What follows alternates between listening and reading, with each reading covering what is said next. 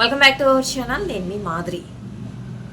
మనము జీవితంలో సంతోషంగా ఉండాలంటే ఏం చేయాలి? ఇది చేయాలి, అది చేయాలి, అది ఫాలో అవ్వాలి, ఇది ఫాలో అవ్వాలి, వాళ్ళు చెప్పినవి చేయాలి, వీళ్ళు చెప్పినవి చేయాలి, ఇలా రకరకాలుగా ఆలోచించి ఆలోచించి ఆలోచించి మైండ్ని పాడు చేసుకుంటూ ఉంటాం.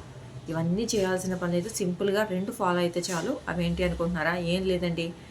మన లైఫ్లోకి ఏదైనా సరే అది మనల్ని వెతుక్కుంటూ వచ్చిందంటే దాన్ని చక్కగా స్వీకరించండి. అంటే కేర్ చేయండి. అంటే వచ్చిన అవకాశాన్ని కానివ్వండి, వచ్చిన ఆపర్చునిటీని కానివ్వండి, లేదు అంటే మీకోసం వచ్చిన మనుషుల్ని కానివ్వండి, మీకోసం వచ్చింది ఏదైనా, మీ ఇంటికి వచ్చిన ఒక వస్తువే కానివ్వండి, ఒక మనిషే కానివ్వండి, అసలు ఏదైనా అండి, అది ఒక ఫ్రెండ్ కానివ్వండి, ఒక మీ జీవిత భాగస్వామి కానివ్వండి, ఒక రిలేషన్షిప్ కానివ్వండి, అంటే బాయ్ ఫ్రెండో గర్ల్ ఫ్రెండో ఇలాగ ఎవరైనా మిమ్మల్ని వాళ్ళంతట వాళ్ళు వెతుక్కుంటూ వస్తే, నన్నే వీళ్ళు వెతుక్కుంటూ వచ్చారు, వాళ్ళకి నేను ఇంపార్టెంట్ కానీ నాకు వాళ్ళు ఇంపార్టెంట్ కాదు అని ఆ వచ్చిన దాన్ని చులకన చేయకుండా దాన్ని స్వీకరించండి.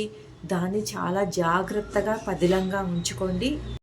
నిన్ను ఏది వదిలి వెళ్ళిపోయిందో దాన్ని కేర్ చేయకండి.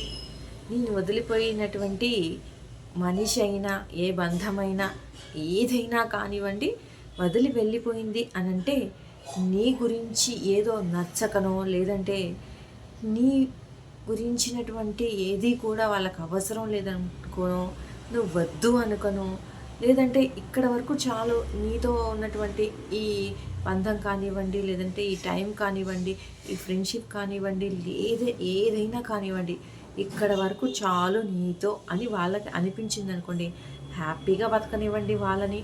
తద్వారా మీరు కూడా హ్యాపీగా ఉండండి. అంతే కదా.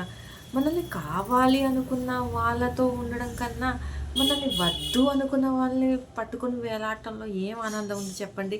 మనం కావాలి అనుకునే వాళ్ళు మనకంటే ఎక్కువ 100 రెట్లు ప్రేమను కానీ ఏదైనా ఇవ్వగలుగుతారు.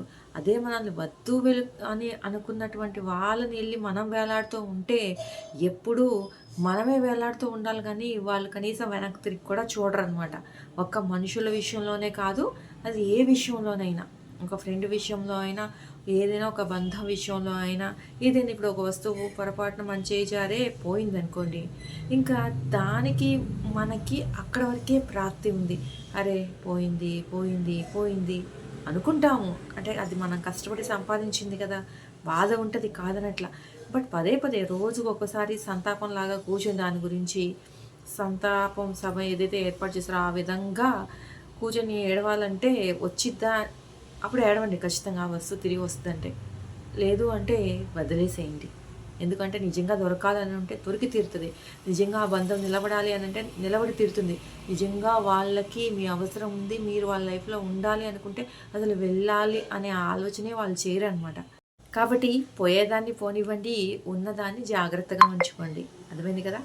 ఇదండి ఈరోజు వీడియో కనుక నచ్చితే లైక్ చేయడం మర్చిపోవద్దు. మరి ఇలాంటి వీడియోస్ కోసం వెంటనే ఛానల్ సబ్స్క్రైబ్ చేసుకొని పక్కనే ఉన్న బెల్ ఐకాన్ని కూడా ప్రెస్ చేయండి. అప్పుడే నేను పెట్టే డైలీ నోటిఫికేషన్స్ మీ దాకా వచ్చేస్తాయి.